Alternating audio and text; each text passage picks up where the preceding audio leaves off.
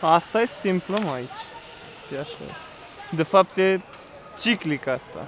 Da, pentru că e exact sub ăsta de...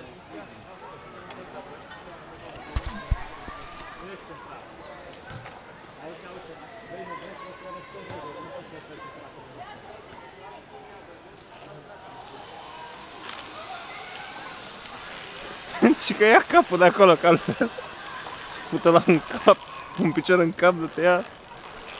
Zic, dacă stătea la acolo, putea să-i facă mată așa cu piciorul așa, dă capul de timp.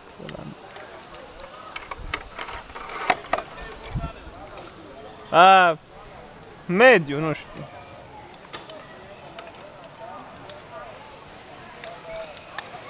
Mediu? Da.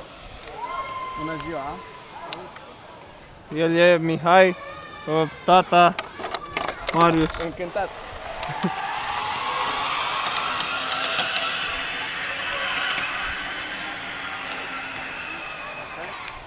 Normal că mai stau.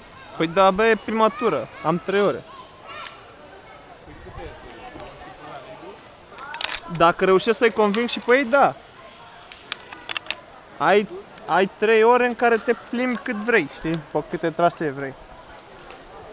Ăsta e negru, așa începe. Ăsta de aici e negru. E greu? La început nu e, mai încolo avea o bucată. Du-te mai încolo dacă vrei să-l vezi. Nu pe ăsta, negru.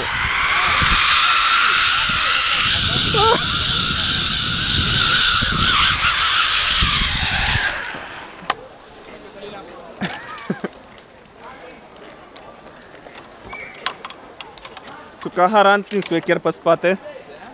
Sukahara întins cu echer pe spate, gata.